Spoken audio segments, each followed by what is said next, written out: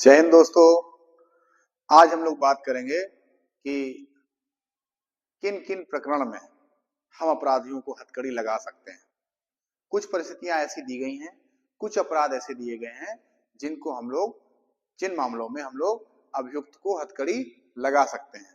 पहले कुछ प्रावधान ऐसे थे, कुछ केस स्टडीज में ऐसा था, बहुत सारे निर्णय ऐसे थे कि जिसमें इसको अमानवीय माना गया था।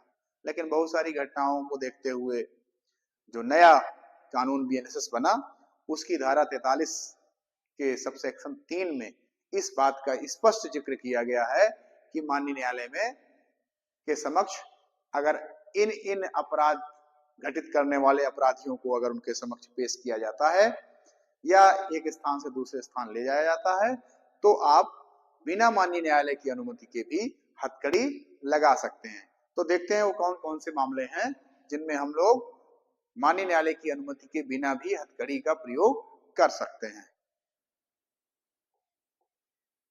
तो देखिए, सबसे पहला है कि यदि अगर वो अभ्यस्त अपराधी है, अभ्यस्त अपराधी का मतलब है कि यदि वो बार बार अपराध करता है तो क्या है, उसको माननीय न्यायालय के समक्ष पेश करते समय या आते जाते समय, यात्रा करते समय उसके हथकड़ी लगा सकते हैं।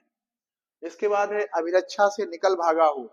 जब कोई अभियुक्त जिसकी गिरफ्तारी पुलिस द्वारा की गई है और वो अभिरक्षा में है, इसके बाद पुलिस को चकमा देकर या धोखा देकर भाग रहा है पुलिस कस्टडी से, तो क्या है, ऐसे व्यक्ति को गिरफ्तार किए जाने पर फिर उसको हथकड़ी लगा देंगे बिना माननीय न्यायालय की अनुमति के।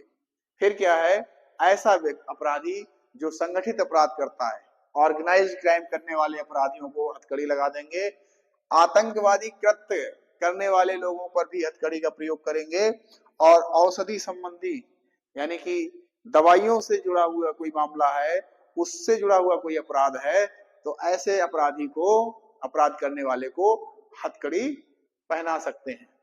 अस्त्र शस्त्र पर अवैध कब्जा करने वाले, जो शस्त्र फैक्ट्रियां, अवैध शस्त्र फैक्ट्रियां रखते हैं, ऐसे लोगों पर भी हम हथकड़ी का प्रयोग करेंगे। हत्यारा अगर कोई है, किसी ने किसी की हत्या की है, तो उस पर भी हम लोग हथकड़ी लगा सकेंगे। अगर कोई रेपिस्ट है, कोई बलात्कारी है, तो उस पर भी हम हथकड़ी का प्रयोग करेंगे। अगर एसिड अटैक का मामला है, अगर अम्ल हमला हुआ है, उससे संबंधित अभियुक्त के ऊपर भी हम क्या करेंगे, हथकड़ी का प्रयोग करेंगे। अगर किसी ने जाली नोट और करेंसी का कूटकरण किया है, बनाया है, किसी ने नोट और करेंसी का कूटकरण किया है, यानी कि जाली नोट और सिक्के बनाए हैं, इससे जुड़ा अगर कोई अपराधी है तो उस पर भी हम हथकड़ी का प्रयोग करेंगे। और अगर मानव दुर्व्यवहार से संबंधित मामला है, मानव तस्करी से संबंधित जुड़ा हुआ मामला अगर है, तब भी हम क्या करेंगे, हथकड़ी का प्रयोग करेंगे।